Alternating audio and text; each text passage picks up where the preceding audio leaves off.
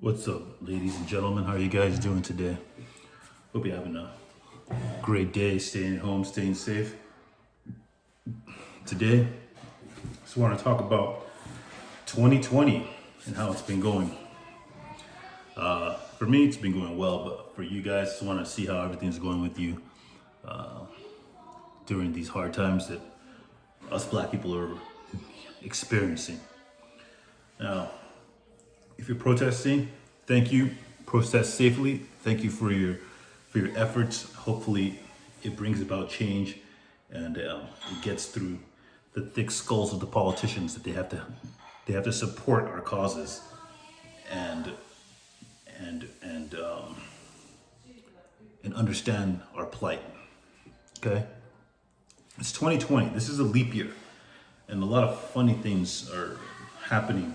Every time there's a leap year, you'll notice there's a lot of funny things happens in society, in the world, and just be aware of that. Okay, we're 6 months into it, and it's pretty bad. Okay, it's pretty bad, and we're just 6 months into it. We have these stay-at-home orders. We now have mandated curfews, and basically, the whole world.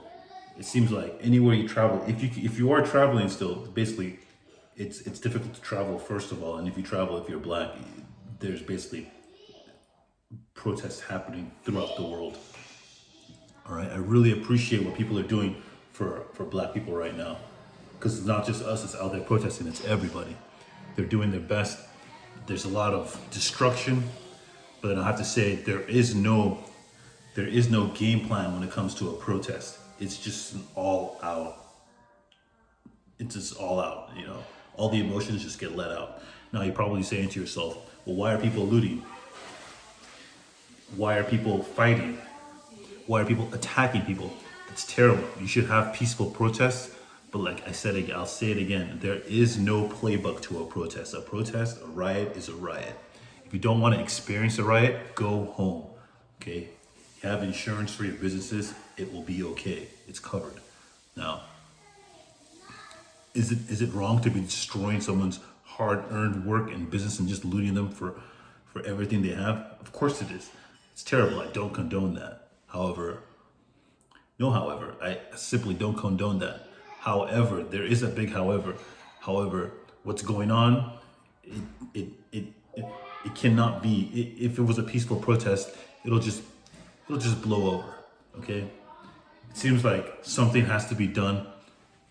So there has to be something. This has to happen for any kind of change to take place, because we're dealing with some hard-headed politicians. We're dealing with some cold-hearted police officers, and it seems like that they're not getting the message. Now, my experience with police officers, I mean, it's been pretty good since I'd say since high school, since my 20s, right? Yeah, I used to say, okay, anytime I get pulled over by a police officer, put my hands on the steering wheel. I'm very polite. But as I got older, that politeness kind of started dying down. And I do find myself talking back, wanting to let them know that I do know my rights. And even outside of knowing my rights, I'm just have a general distaste for police officers, seeing people younger than me telling me that I'm doing something illegal when I know that I'm not, and that I'm being profiled. I prefer to let them know that I know that I'm being profiled, rather than being nice about being pulled over. Now, of course, you should be nice, and then you most likely get treated a lot better. And that's what I've done up until now. I've gotten a lot older now, and I just don't have the energy or politeness or passiveness to accept being profiled. Okay? I guess maybe I'm just more aggressive than I used to be. And is that dangerous? Of course that's dangerous. That could put me in a situation where, yeah, I could get shot, right? But at the same time, I believe that it kind of deters any idea in their mind of what they're going to do to me. Now, you might say, well, how does that help you? Well, in my mind, I think of it like this: if a police officer is going to murder me, they're going to murder me. Now, if I can detect that they're going to murder me, I'm gonna do what I damn well please to make sure I make it as difficult as I can for them to execute that. And that's just really the name of the game.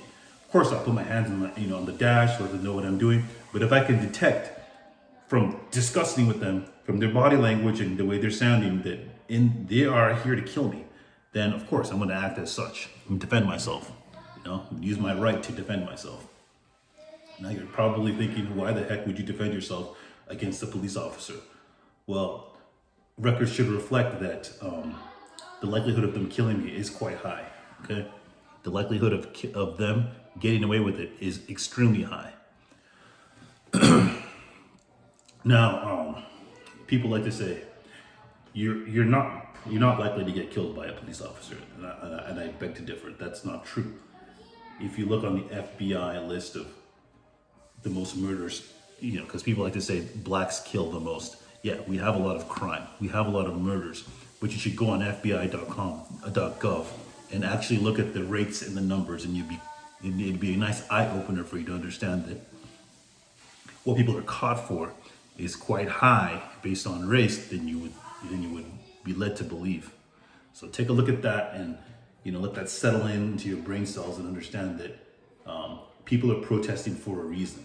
Okay, what's the numbers that are on there are extremely high, and what's actually happening, what gets on the news, it's the only thing you're seeing that's on the news, and everything else gets brushed under the rug. So you have to be safe out there. You have to defend yourself.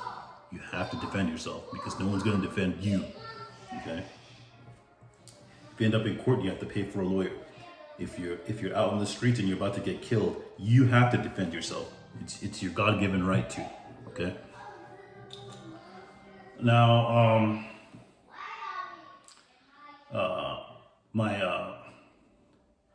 my experience in this protest, I haven't been out there. Okay, I have kids, I have a family. I'm not going to put myself in danger. Okay, I'm the breadwinner of my family. Nothing can happen to me. I can't go to jail. I can't. No, I'm not going out there to protest even peacefully. Absolutely not.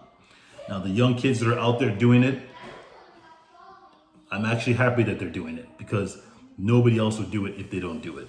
And this will just get brushed under the rug. Year after year, month after month, blacks will be getting killed for basically nothing. Okay?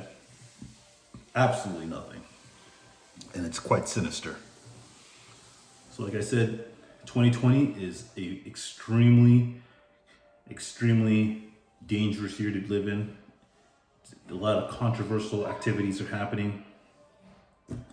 The reaction from our leaders is poor. They get an F. The behavior of our protesters is also poor. They also get an F.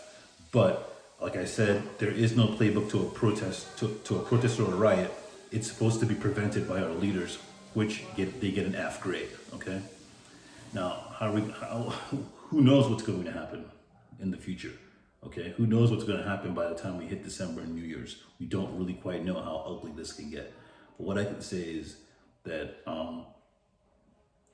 we definitely have to pray for our future because this is getting pretty dim. It's been about, what has it been, over a week and a half now, and we're still at the stage that we were at when it started. Nothing has happened. What do we want? We want justice. What can be achieved after we've received justice? We can only wait to see. Okay, we can only wait to see. I hope that this really does change. I really hope that this actually changes the country. And Donald Trump is learning that being the leader of this country isn't as easy as he sought it to be. You can't just slam your fist down and say this is going to happen. All right, I'm going to do this and this. It's going to go beautifully. I'm going to do this and it's going to go beautifully. No, it doesn't quite work like that. The other elements giving people powers to do things that they shouldn't do, and they're taking it onto their own to just completely, basically crap all over our rights and start taking away lives of black people. Okay, I have a young son. I I gotta teach him that what to do in these situations by the time he's at least 5 years old. By the time he has to go out by himself to do anything, he has to know exactly what he's up against. And as I grew older, I thought that people my age, as they grow, they would not be as racist as our previous leaders.